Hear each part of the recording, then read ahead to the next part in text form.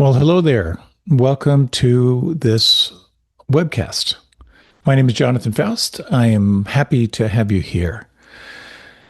Before we launch, a couple of quick announcements. Thank you to the Insight Meditation Community of Washington for hosting this event, to Glenn Harrison, our producer, for getting this out to you. Also, this month of July, Rita, our mindful movement leader, is away, so you can check out her website if you'd like to catch some YouTube videos on mindful movement. Let's see. Oh, I've got a newsletter, a weekly as well as a monthly or bi-monthly that gives you an update on what's coming. You can sign up for that if you're interested. And finally, this is all offered in a spirit of generosity. There's no charge, there's no access. The teachings are considered priceless, so how could there possibly be a fee? In that same way, if you feel inspired to help me continue to get this stuff out there, um, thank you so much for your support. I appreciate it. So, this is the fifth installment on the series Am I Dreaming? Thoughts on Thinking. And the following talk talks about a certain vibration quality of thought, which is the thoughts that have to do with compassion, kindness, joy, steadiness, and love. They're thoughts, but they're really good thoughts. I hope you enjoy the following. Take good care. Um, our talk tonight is going to be exploring the thought of love, the thought of kindness, compassion, and what happens when you stream attention to that thought. So, on that mind, let's let this be a practice of self kindness and self awareness. You might like to close your eyes and reach your arms up overhead. Take some time to stretch and move in any way that feels right for you. What does your body need? Once you've kind of got the wiggles out, you may need more time than just these few moments. You can close your eyes. And with the eyes closed, just sense this movement from outer focus to inner focus.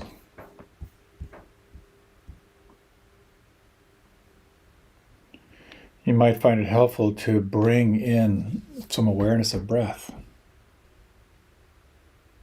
Just notice, where exactly do you feel the breath the most predominant right now?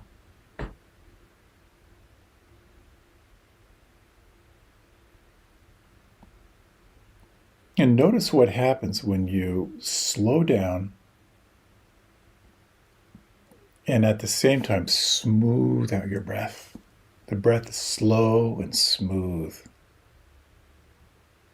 You may notice how it begins to create a sense of absorption, of heightened inner awareness. Slow, smooth breath. If it's helpful, you might count to the count of 4 on the in-breath and then match that same length on the out-breath, exhaling to the count of 4.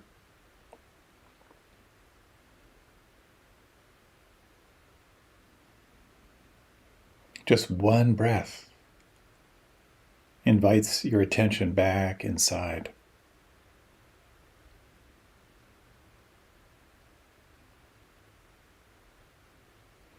And now, if you would, over the next 3 exhalations, notice how much more you can soften and relax on each breath moving out.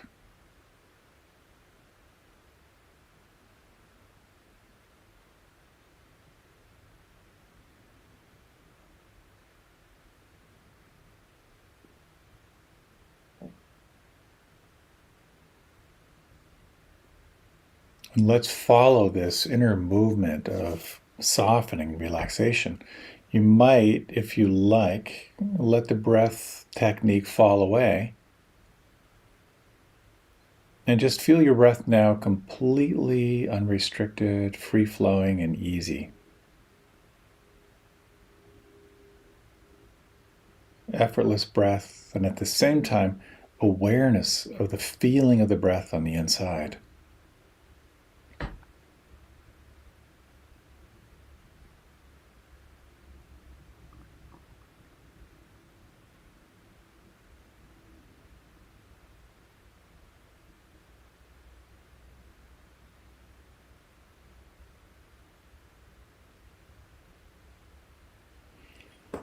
A few key areas you might explore. One is to imagine the muscles of your face relaxing, softening, and to feel the expression falling away, melting away from your face.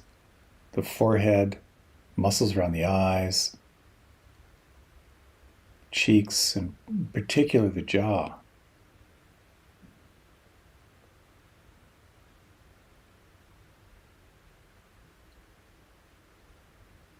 You might soften the inside of your mouth and in particular relax your tongue. Let your tongue relax and fill your lower jaw.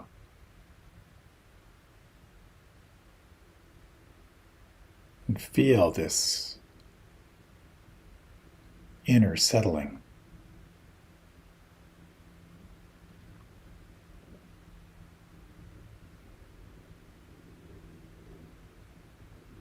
Feeling from the inside now the weight and the volume and the length of your arms.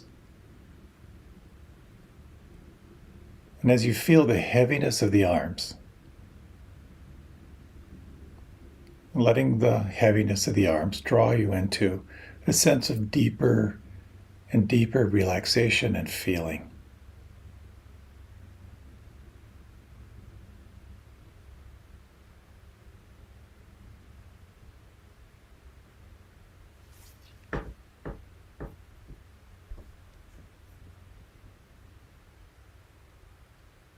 You might now soften the lower back and the buttocks. And for the next few breaths, just feel the movement of the belly as you breathe. How deep down in your belly can you detect any movement? A subtle rising on the inhalation, a falling on the exhalation.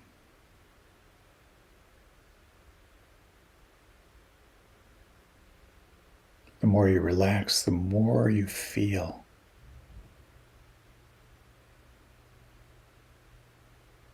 The more you feel, the more you can cultivate this sense of absorption in the here and now.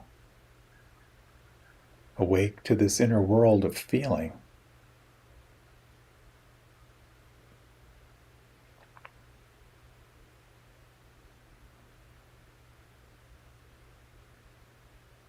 And sensing from the inside the length, the weight, the volume of your legs. Allowing this feeling on the inside, the volume, the weight of the legs, again, to draw you ever more inward. And you might in particular feel the soles of the feet and the heels. Relaxed, alert.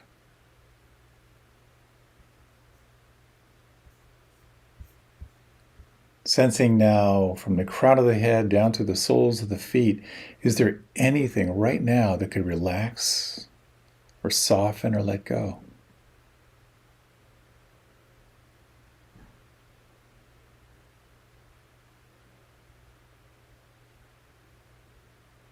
And from this place of relaxed alertness, you might, for these next few minutes, bring your attention to the breath, or maybe to the sounds, maybe to the feeling in the palms.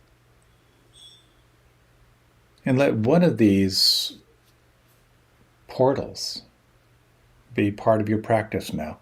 The mind, of course, is generating thoughts nonstop. But when you wake up, lost in a thought bubble, bring your attention back to the breath, or to sound, or to the feeling in the palms, and this sense of re-arriving again in the here and now.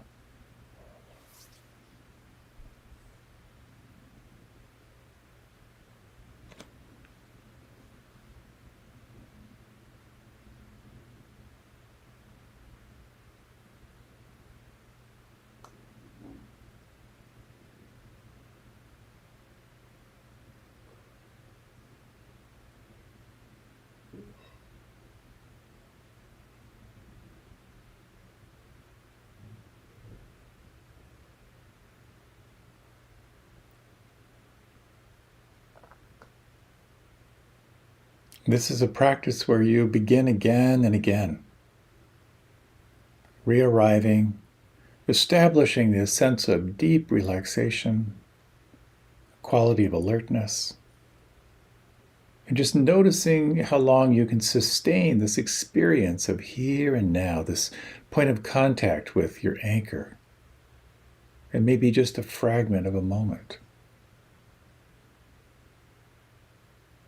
And maybe a little longer.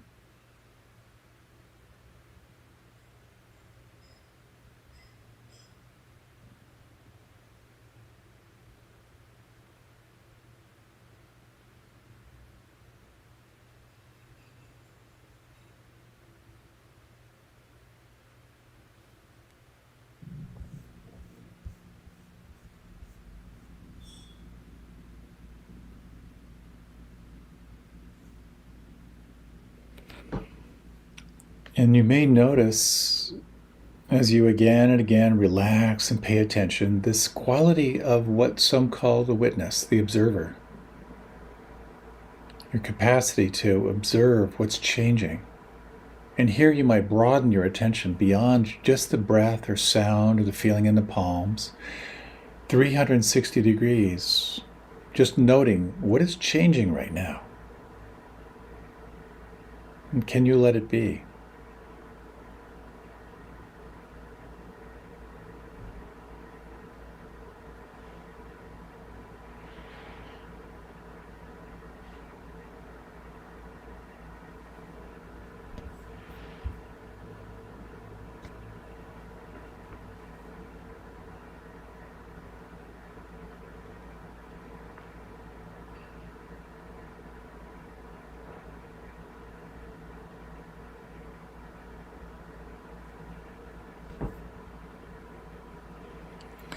And now we're going to explore, as this grand experiment in this final minute or so, is it possible to let go of all technique? Let the anchor drop away.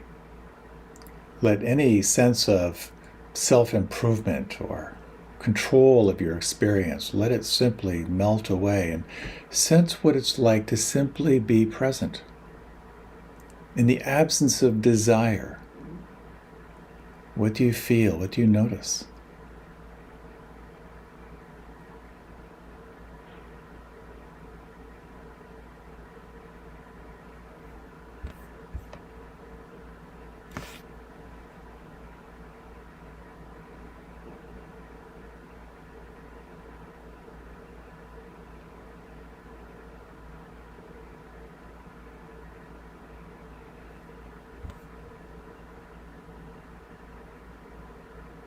Is there anything right now that could soften or relax or let go?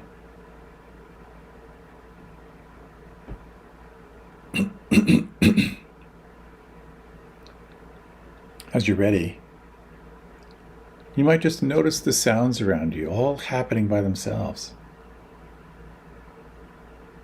Feel the air touching the skin. You might deepen the breath, let your head drift a little bit to the left and the right. Take this next time for your transition. There's no hurry, no rush. How might your body like to move or adjust or shift?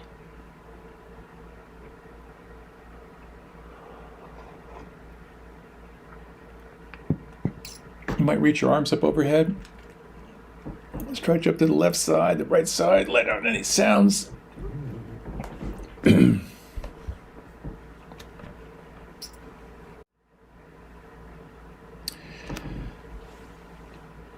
The first month-long meditation retreat I did at Spirit Rock was a very powerful experience for me. 30 days, no eye contact, no speaking except for an interview with a teacher twice a week.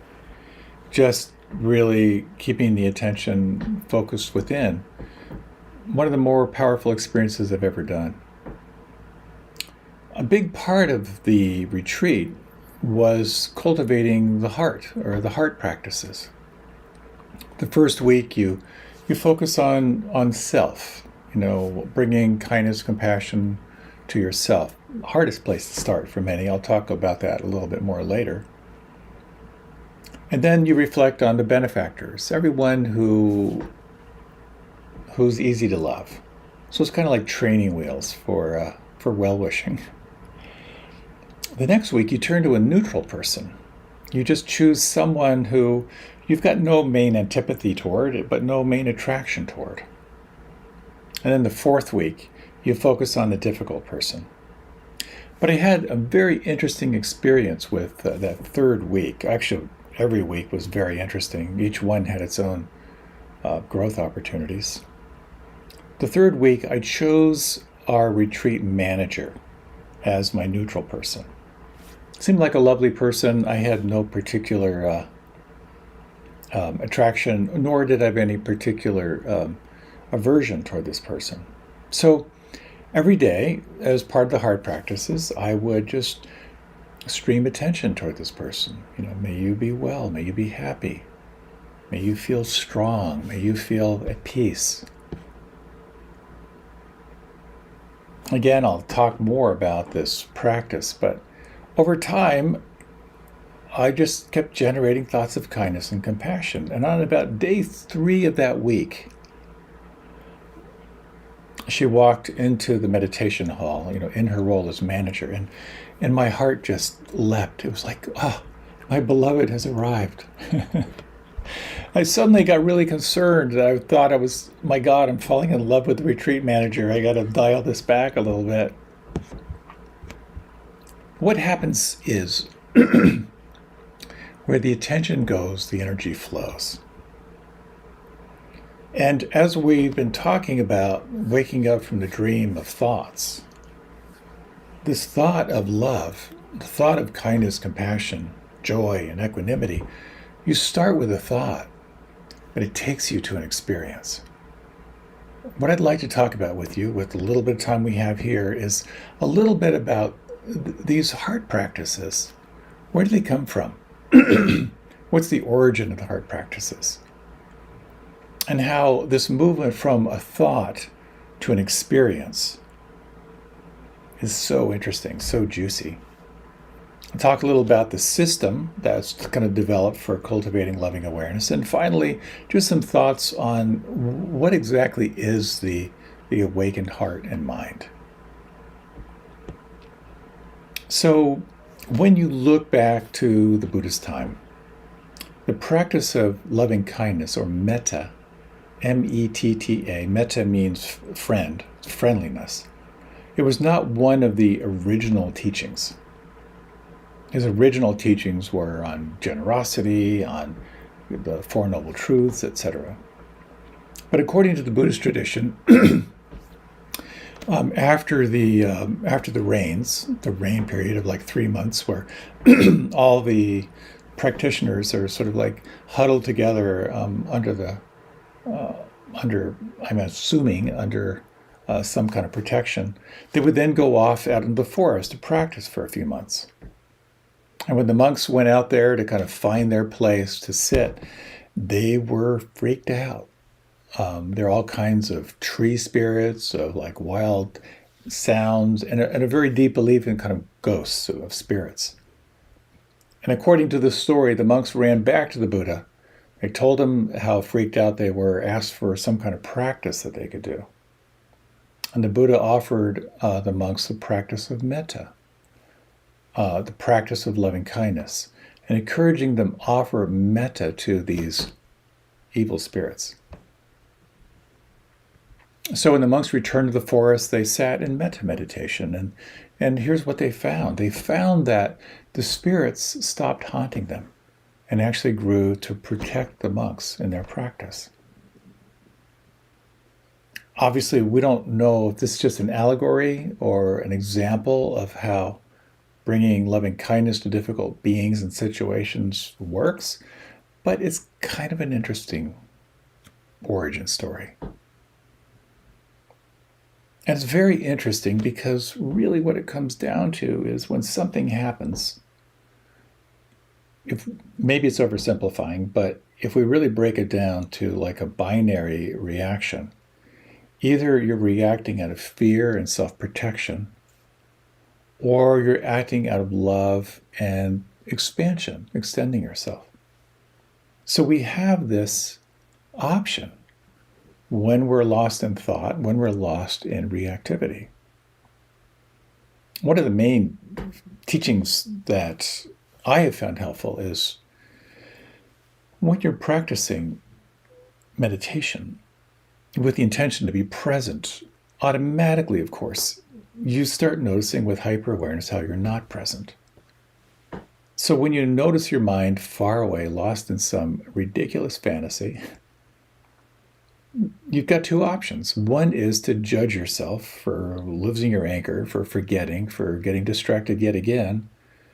The other option is to celebrate. You just woke up out of the trance again. Isn't that amazing? So I find it's helpful at times to associate a sense of like massive pleasure to waking up out of a thought form. And in addition, in practice, to consciously relax and look for some pleasant sensation inside in the relaxation. So you actually sort of entrain yourself to not only just not just non-judging awareness when you're lost in thought, but actually let it be a springboard for some kind of compassion, celebration, and maybe even joy. So I'm not big on original text, but I thought it might be interesting to kind of share the Metta Sutta as it was translated.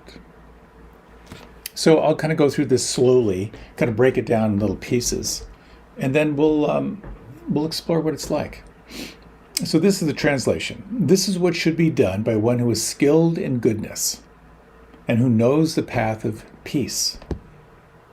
Let them be able and upright, straightforward and gentle in speech, humble and not conceited, contented and easily satisfied, unburdened with duties and frugal in their ways, peaceful and calm and wise and skillful, not proud or demanding in nature.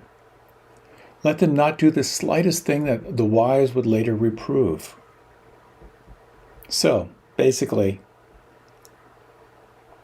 sit up straight, make yourself comfortable, and cultivate that sense of inner contentment, where you're not wanting, where you're not driven by the small egoic self, but you're tuning into the practices that someone wise would approve of.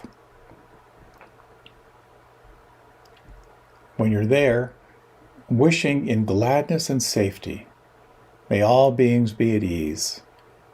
Whatever living beings there may be, whether they are weak or strong, omitting none, the great or the mighty, medium, short or small, the seen and the unseen, those living near and far away, those born and yet to be born, may all beings be at ease. Now you'll see here there's a very deep emphasis here on inclusion. No one is accepted from this offering of well-wishing. It goes on. Let none through anger or ill will wish harm upon another. Even as a mother protects with her life her child, her only child, so with a boundless heart should one cherish all living beings. And here, just to imagine, as a mother protects her child, her only child, so with a boundless heart should one cherish all living beings. That's a real invitation to feel that caring heart. And the final stanzas. Radiating kindness over the entire world, spreading upwards to the skies and downwards to the depths, outwards and unbounded, freed from hatred and ill will, whether standing or walking, seated or lying down, free from drowsiness, one should sustain this recollection. This is said to be the sublime abiding. By not holding to fixed views, the pure-hearted one, having clarity of vision, being freed from all sense desires, is not born again into this world. Well, that's pretty heavy. Again, so here, let's just try this. If you like, you can close your eyes. And just imagine that it was possible to radiate kindness over the entire world. Imagine kindness spreading upwards to the skies. Imagine kindness spreading downwards to the depths. Imagine kindness radiating outward and unbounded in all directions, freed from hatred and ill will. And imagine that you could sustain this inner vibration of radiating kindness and joy, whether you're standing or walking, seated or lying down.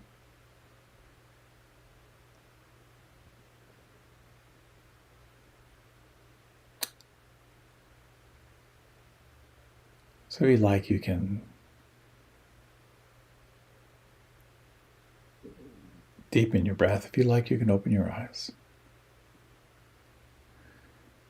So this is actually an integral part of practice, this training of the heart, this training into compassion, joy, and love.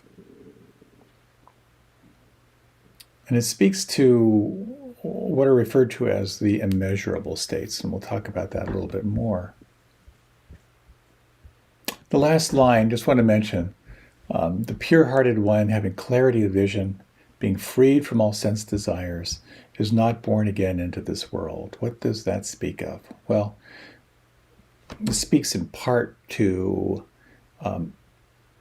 incarnation, which was part of the kind of the Buddhist cosmology, that when we are caught in desire, we are caught in a wheel, just a wheel of becoming.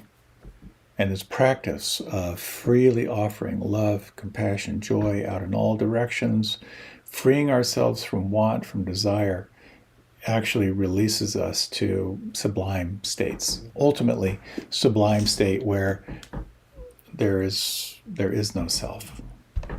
And we're just simply awake, aware compassion. So this becomes a really interesting strategy for working with anxiety, as well as a strategy for liberation. Usually what I find is when I'm caught in fear, I'm caught in some form of self-protection. And when I can begin to turn my attention to compassion, to kindness, to joy, and to equanimity or steadiness, my state shifts in a really powerful way. When we shift from thoughts that proliferate a sense of doom and gloom to thoughts of more spaciousness and well-being, we actually shift and create new possibilities. So we have this kind of binary choice at any time, turning toward fear and self-preservation, turning toward love, expansion, and possibility. As we've been talking about waking up out of the trance of thoughts, it's interesting how love, how connection, how compassion and joy starts with a thought. Here's a translation again from something the Buddha allegedly said.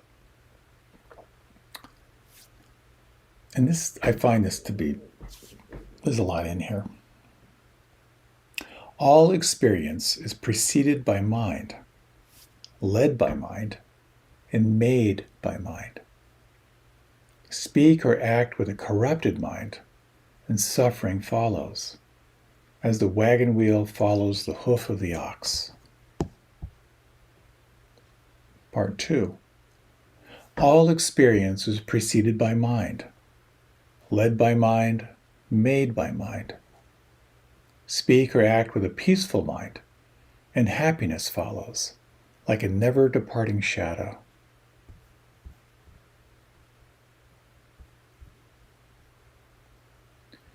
So if our experience truly is preceded by mind and led by mind, created by mind, we have some options.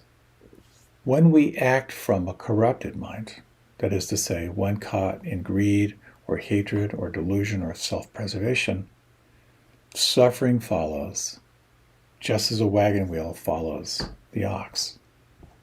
On the other hand, when we act or speak from a peaceful mind, happiness follows like a never-departing shadow.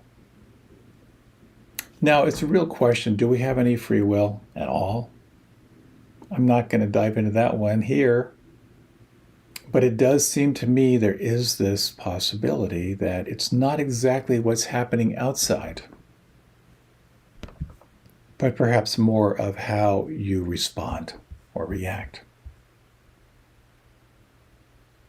When a pickpocket sees a saint, all he sees are the pockets. When we can cultivate our capacity for seeing the good, we might be able to move beyond the pockets and actually recognize the saint. So these qualities, these heart spaces, they are often referred to as the immeasurables, the Brahmaviharas, or the divine abodes. And divine abode sounds kind of cool. It also sounds a little bit esoteric. But when you really drop into the idea that these qualities are immeasurable, I find that so interesting. For example, if you like, you can close your eyes. We'll do a little reflection here. With your eyes closed, you might take 3 slow, deep breaths. And let's take a moment to reflect on this quality of kindness. You might just sense inside. Recall a moment when you were the recipient of kindness or thoughtfulness. And as you breathe, just recall what that felt like to receive an act of kindness.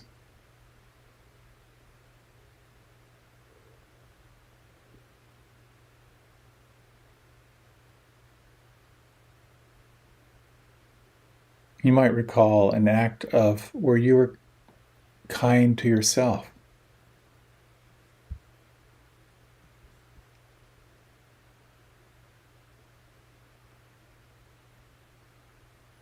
And you might reflect on an act of kindness that you offered someone else or a pet.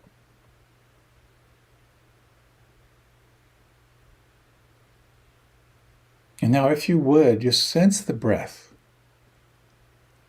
And sense if you can locate what kindness feels like on the inside.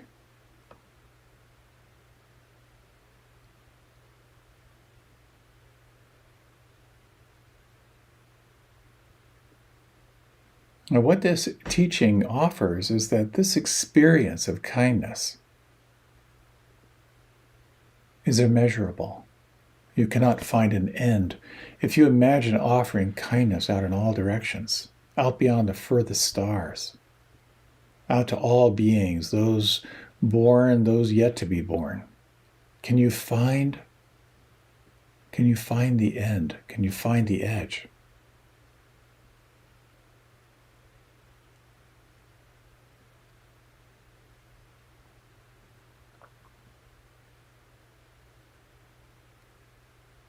Take a moment to reflect on compassion, of responding to suffering with an act of compassion, this quickening, quivering of the heart in response to suffering.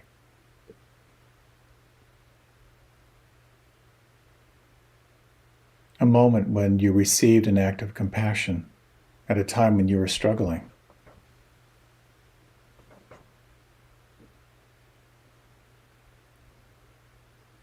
Bring into mind someone who may be suffering now, and just sense how you respond inside, knowing that they're struggling right now.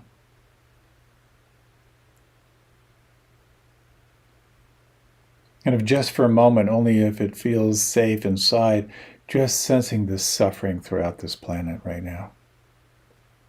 And imagine that you could offer a sense of well-wishing out into all directions, out beyond the furthest stars, to every being who is suffering right now. May you find peace. May you feel free.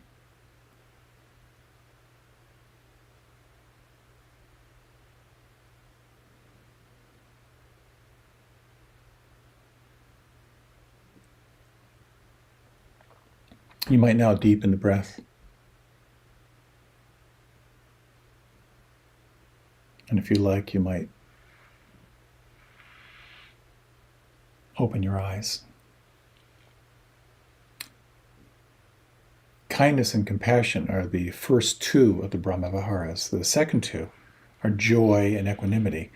And joy is a really interesting one to reflect on, because it's about not only your joy, it's also your capacity for sympathetic joy, to feel joy on behalf of others. And sometimes it's really easy, seeing your child learn a new trick or a new technique or a new skill, and kind of the joy at their discovery. Sometimes it's a little bit harder. When a good friend of mine told me with great joy that his book was about to be published, I didn't feel joy for him. I felt jealous. It's the capacity to be touched by joy. And the fourth is equanimity, or a steadiness that no matter what the externals, there is just a steadiness of presence. And again, these are considered the immeasurables, and it's a very powerful practice. And again, it starts with a thought. But if you're really engaged, the thought will move into a tangible experience. Every time I guide metta practice, the loving kindness practice, I always start with the same thing. That practicing loving kindness or practicing metta is like playing jazz. It can get very mechanical very quickly. And if you've been guided into kind of mechanical, may you be happy, may you feel free from suffering, may you feel joy, it's just repetition. The intention is to take you into the experience, to really explore what it feels like inside. And so, when we talk about how this works, you start with yourself, which is maybe the hardest place to go. But truly, you have to start with yourself. If there is to be love in the world, there must be love in the nations. If there is to be love in the nations, there must be love in the states. If there is to be love in the states, there must be love in the cities. If there is to be love in the cities, there must be love in the neighborhoods. If there is to be love in the neighborhoods, there must be love in the family. If there is to be love in the family, there must be love in the self.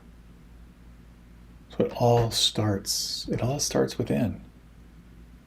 And that's why for many, many people, this practice, this real-time practice of loving kindness is cathartic. It's really quite brutal, because just as you're doing concentration practice and you're focusing on the present moment, you become hyper aware of how you're not present. When you focus on kindness, you are going to notice how mean and petty you are sometimes. We start at the hardest place with the self. We have this inborn negativity bias. I remember I was working with someone on a retreat. They were very, very aware of how hard they were on themselves, this ruthless critic that was constantly hammering on them. And as we were exploring it, I offered the possibility of, what if you were able to let up on yourself a little bit? And she instantly said, oh, I'd lose my edge. I'd stop trying. I'd be lazy. That's just one aspect of this mechanism of self-criticism. If I let up on myself, then I wouldn't try. Or in another case, that we're not really deserving of love. So when you practice self-compassion, self-love, when you start with generating thoughts of kindness, compassion toward yourself, when you sincerely explore increasing your capacity for joy, it's kind of like imagining you've got a glass of muddy water glued to a countertop. How do you get the muddy water out? One option is to remove the countertop and pour it out. The other option is to pour in fresh water, and you're going to flush out that muddy water. And that's what this practice does. You keep coming back, and you're going to be flushing out those toxins of self-hatred or self-judgment. So how I work it, again, jazz, variation, got to keep it alive. I love the phrase, I allow myself to be a learner, still learning life's lessons. That one just has a little charge for me. So when I send an email out and they go like, oh God, that was dumb. I allow myself to be a learner, still learning life's lessons. That gives me a sense of ease that I have found really helpful. I allow myself to be a learner, still learning life's lessons. The other thing that I find helpful for myself, and again, I talk about this all the time because I need to keep reminding myself, is this whole idea of a fundamental intention to fill my cup to overflowing so I can be present for others from that place of overflow. When the cup isn't full and we are operating out of a sense of lack or a sense of burnout, we'll have a certain degree of effectiveness in the world. But what I've noticed is when my cup is full and overflowing, it's a lot easier to be present for others. The more light I can hold, the more light I can shine. And that's why when people say to me, this meditation stuff, whoa, it's so narcissistic. My response is, I think it's my responsibility to keep my cup full and overflowing. And if that resonates for you, it becomes a very interesting question. What do you need to fill your cup to overflowing so that you can serve and be present from that place of overflow? The more light you hold, the more light you can shine, the more you can be available for the people you most love and care for, the more awake you can be to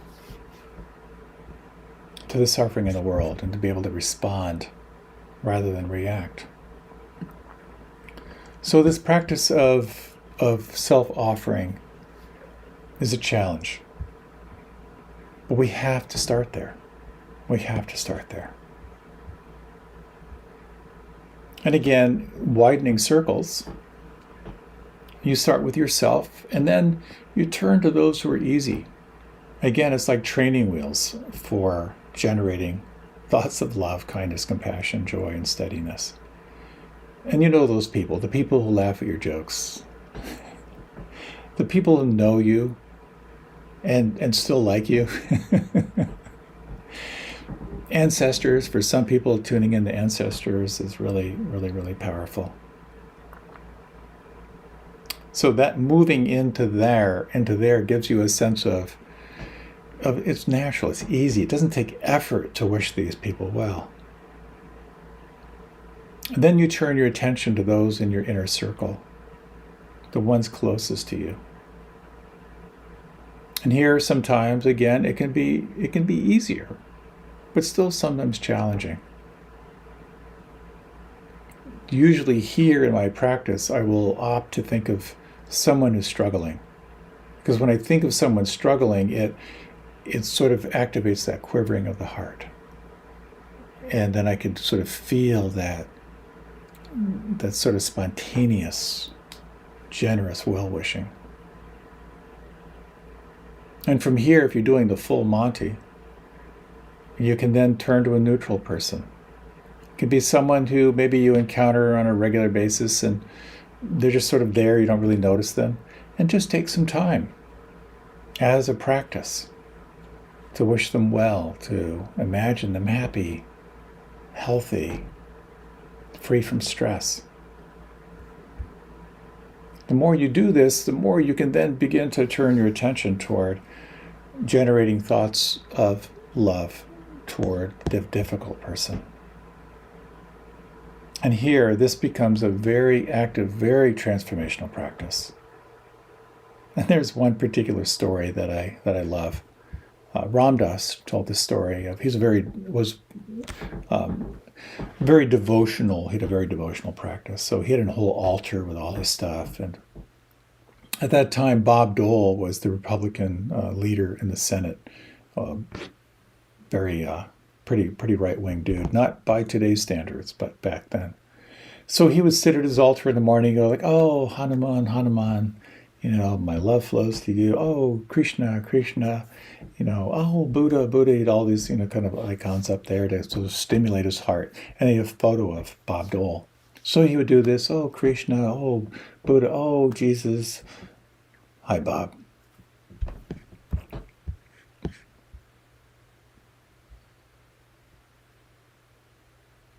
Our thoughts either move toward self-preservation or they move toward expansion.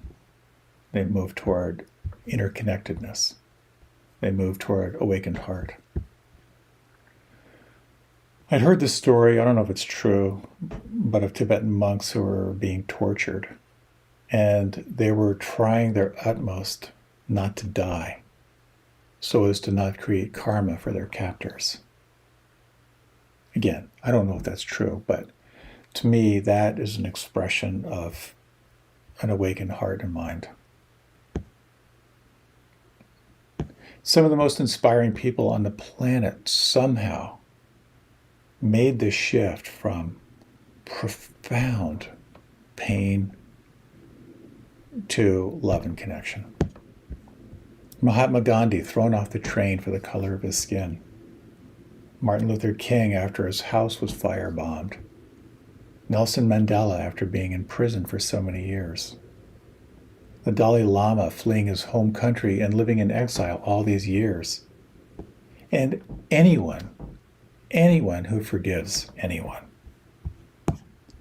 This innate capacity we have, not easy, but this innate capacity we have to actively cultivate thoughts of love, of kindness, of compassion, of joy, and steadiness.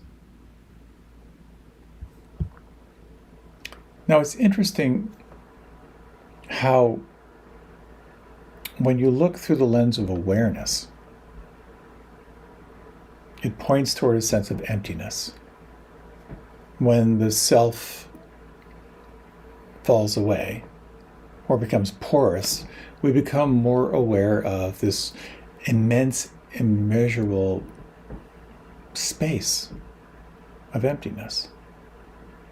And that sense of emptiness is immeasurable, it's vast, but also the heart.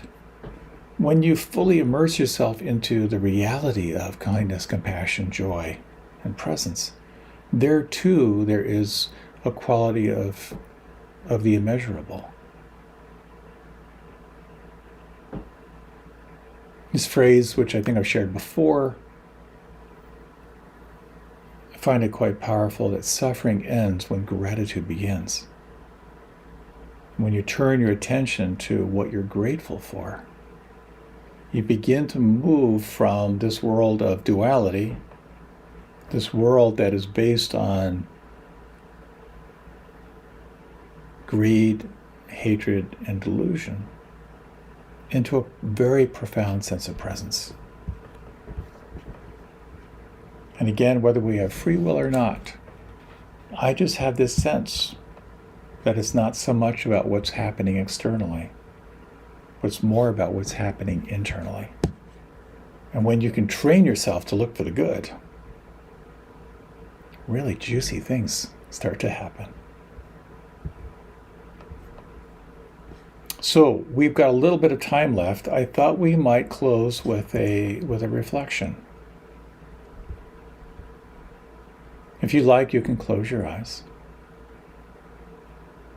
You might take 3 slow breaths.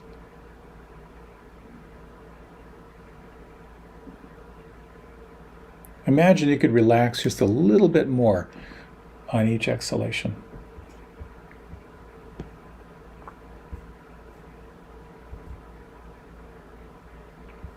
In these remaining minutes, we're just going to explore these steps. You might first, for a moment, feel yourself. You might even bring your hand to your heart if you're comfortable with that. And just reflect on the following words, or find the words that resonate for you. May I feel safe from inner and outer harm.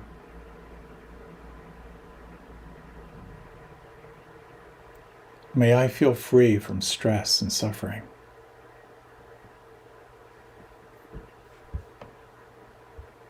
May I feel happy.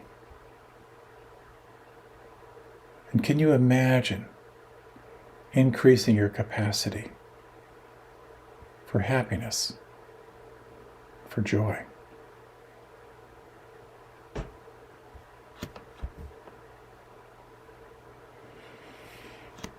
You might bring into mind those who are your benefactors, those who you know like you and love you, those who care about your well-being. Take a few moments to visualize them if you can, to call their presence in now. And imagine that you could extend out to these beings your gratitude and wishing them well. May you feel safe from inner and outer harm. May you feel free from stress and suffering. May you feel happy.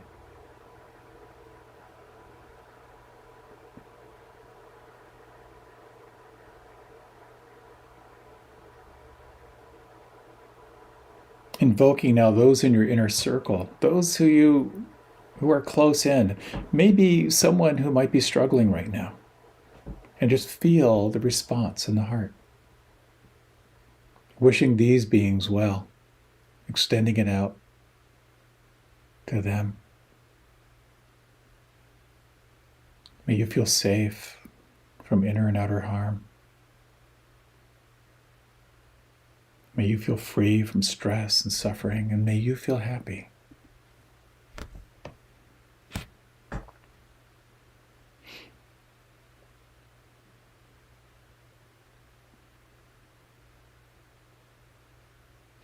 You might bring into mind now, just choose someone who's a neutral person. No particular aversion, no particular attraction, but just as a little practice.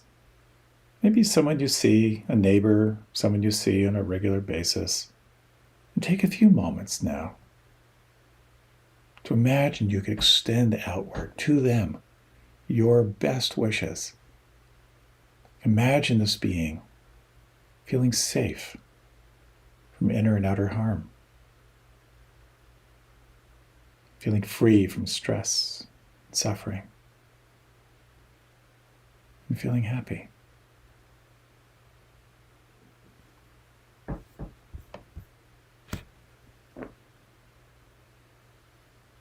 And now, just sensing all those that you encounter, all those you are yet to meet in this journey. And imagine all beings on this planet and beyond. Imagine you could extend this well-wishing out beyond the furthest stars in all directions, excluding no one, including everyone, those who are here, those yet to be born, those who have passed on, including yourself. May all beings feel safe from inner and outer harm.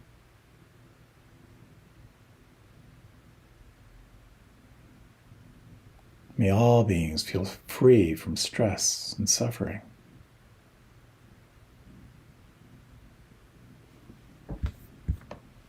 May all beings feel happy.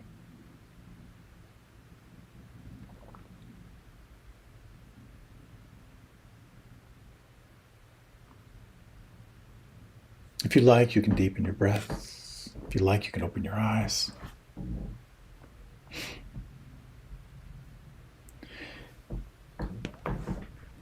Just in our remaining minutes, with our thoughts, we create our world. I'm very big into the power of questions. And I find quite often that there are certain questions that I can ask myself that bring me into a sense of connection when I'm talking with someone, for example. Just to ask myself, what do I imagine this person is feeling right now? Just that question opens up this relational field and also awakens my own sense of intuition. Or whenever there's conflict, in particular when there's conflict, if I'm with another person, to simply ask myself, well, what do I imagine this person is needing or wanting that's not happening right now? And again, that question evokes a heart space. It's a thought that leads to an experience. Those two relational questions are really powerful, but now I'd like to share like Big Bertha with you, just as a final inquiry before we close. A question you might ask yourself. If you like, you might close your eyes. And if you like, you might bring your hand to your heart and take 3 slow breaths. Each breath out, softening a little bit more than the breath before. Asking yourself the following question.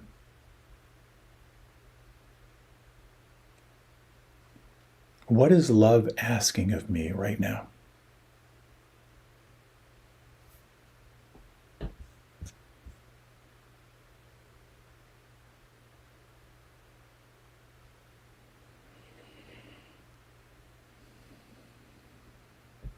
If you like, you can deepen your breath.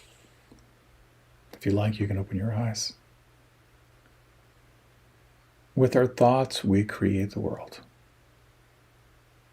When we speak or act from a corrupted mind, the wagon wheel follows the ox's hoof.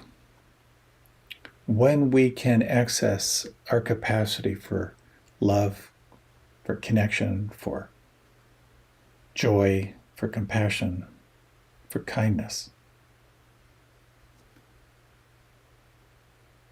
that sense of love, kindness, compassion follows us like our shadow everywhere.